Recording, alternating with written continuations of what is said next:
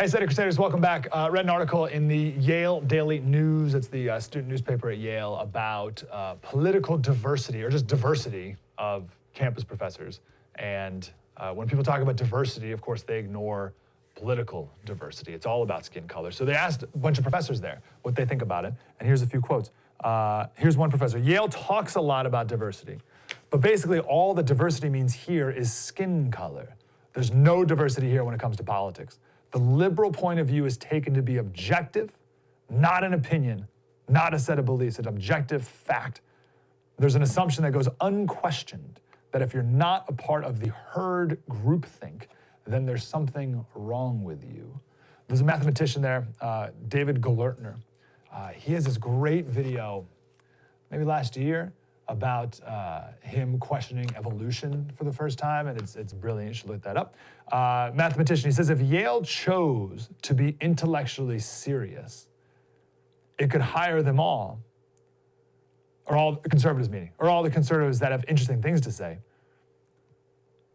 and it would make Yale not merely one of the top dozen top colleges, but one of the most intellectually seriously elite institutions in the country, and a worldwide phenomenon. Sorry, I butchered that, but the point here is how fascinating that if Yale chose to be intellectually serious, if they chose to be, as like Yale's ranked number 1 or number 2 school in the country for the last 50 years, and here's a math professor saying, well, if they ever chose to be intellectually serious, implying that right now they're not, the number 1, number 2 school in the country, not intellectually serious right now. And that's probably right. So I'll give you an example here of a topic today where there would be zero intellectual curiosity on Yale's campus. A topic today where, back to that first professor, there's an assumption that goes unquestioned that if you're not a part of the herd groupthink, then there's something wrong with you. If you believed what I'm going to share right here, then you would be thought on Yale's campus as something is wrong with you. The Second Amendment rally in Virginia that happened on MLK Day.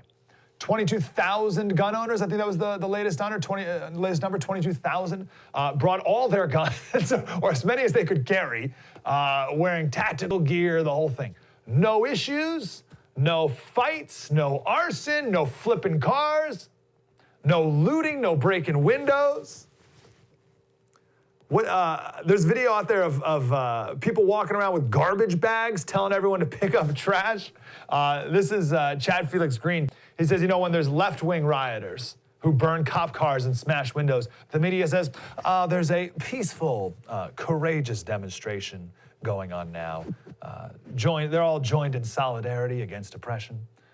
But when we have peaceful pro-Second Amendment advocates gather with signs, we're reporting here, Dave, from the front line, surrounded by militant extremists. And that's how this is all portrayed leading up to it. Check out this montage. This is media coverage before the event.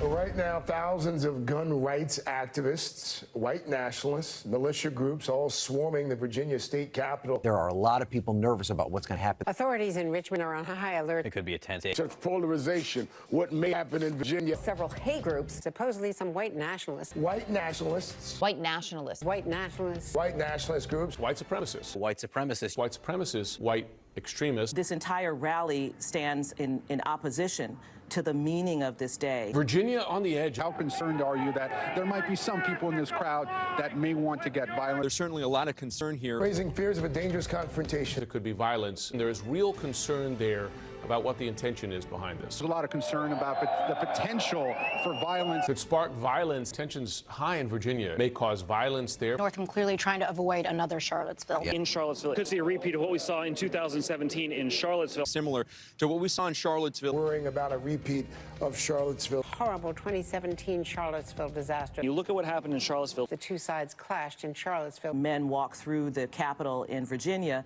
carrying weapons of war. Many demonstrators are, in fact, heavily armed. Heavily armed. Heavily armed. Look at the gear. What is this all about? Militia groups, armed militia. These militia groups. Far-right militias. Militia groups. Far-right extremists. Look, those threats which caused the governor to call for a state of emergency have simply not emerged. The police very clear in saying that they have not had a single arrest during this rally.